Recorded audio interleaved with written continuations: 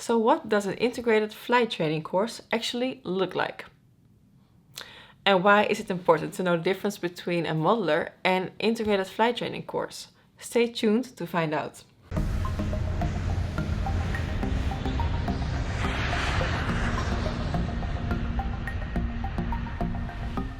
Hi guys, welcome back to my channel and thank you for watching this video.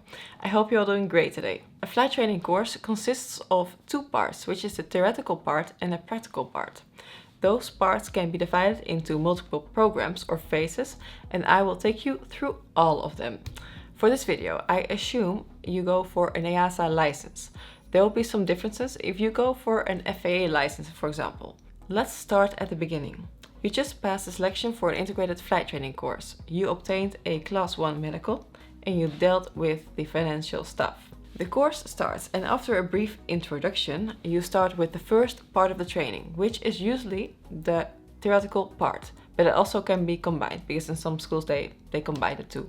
The theoretical part consists of 14 ATPL subjects, which is principle of flight, airframes and engines and electrics, performance, general navigation, radio navigation, instruments or electronics, VFR communications, IFR communications, air law and ATC, operational procedures. What else do we have?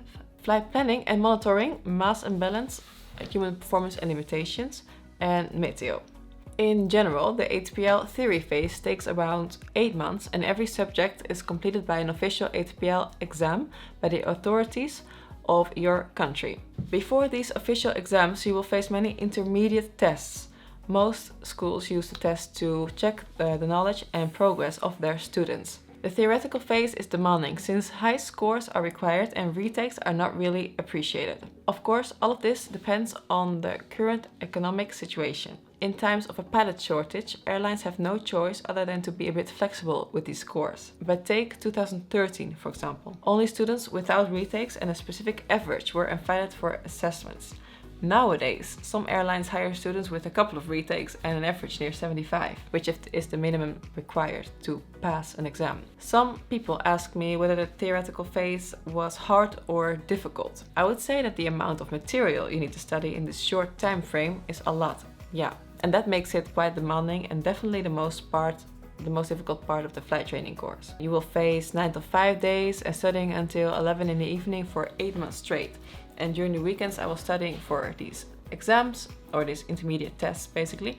And the time I had left I spent on sleeping or relaxing. All the books and exams are in English, which can make it harder for non-native speakers. But I didn't consider the material difficult to understand. It's all about prioritizing your time. Once the theoretical part has been successfully completed, you'll proceed with the practical part. The practical part can be divided into multiple phases as well. The single-engine piston training, the multi-engine piston training, the multi-crew cooperation course, and in some cases the jet orientation course. For the first part of the practical training, my class went to Phoenix, Arizona. All students were staying in a compound called the Springs at Alta Mesa near Falcon Field, and Falcon Field was also the airport we were flying from. The students from CA Germany, Vietnam, CA Brussels and the KLS Flight Academy were also based there at the time. Florida is also well known for the amount of flying training that's going on there. A lot of flight schools in Europe send their students to Arizona or Florida due to the relatively low fuel prices, the good weather and the lower operational costs in general. Every school has its own syllabus with their own instructors. For the single-engine piston phase, I started flying the Piper Archer followed by the Diamond 40. Some other schools started with the Diamond 20 and these airplanes are commonly used for flight training. The first solo flights were performed in a Piper Archer and the single-engine piston rating exam in the Diamond 40. After that, the next phase started, which was the multi-engine piston phase. I flew the Diamond 42 and after I completed my training missions in Arizona, I passed my CPL exam there. For the remainder of the multi-engine piston training, we were sent to Antwerp in Belgium, and CA Brussels was the school the instructors came from. The weather there is better suited for instrument rating training. An instrument rating enables a pilot to fly through clouds, which is quite important, as you can imagine. After completing the multi-engine piston phase, the multi-crew cooperation course awaits. That is the MCC course. And this course is usually completed in a modern jet simulator, but it can be done in any multi-engine, multi-pilot airplane.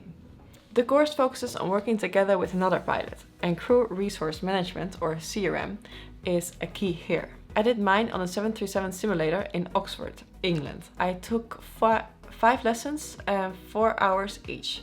In my case, the multi-crew cooperation course was followed by a jet orientation course, or JOC course. An additional 20 hours were flown on the same simulator. This course focuses on line flying in a jet airplane and focuses more on a daily operation in an airline. And that's it. Depending on your progression, the weather and the possible delays, it takes around 2 years to complete an integrated flight training course. This course follows a specific syllabus and every student does exactly the same thing in the same order. Your progression is closely monitored and documented in reports. You don't have a say in the pace or order of the course, and airlines are known to have a preference for students that completed an integrated course, simply because of that. A modular course is different in many ways. You get to control the pace, you can determine the order of your training, your progression is not being monitored consistently, and there's usually no selection which you need to pass in order to start it. And most important, it's much cheaper. A modular course can be a good option for people that wish to become a pilot at a later age, since some schools have age requirements. In the meantime, you're also able to work, which gives you more freedom than when you start an integrated course. Remember, 9 to 5, 8 months? It's not possible to work in the meantime.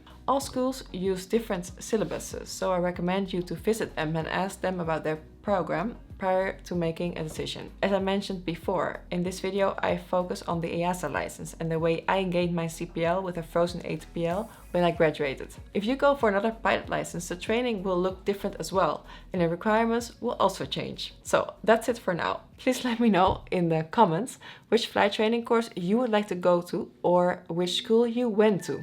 Check out my ebook, Become an Airline Pilot, if you are interested in becoming an airline pilot, since it contains everything you need to know. Hit the subscribe button if you haven't already, and I hope to see you in the next video, guys. Have a great day. Bye bye.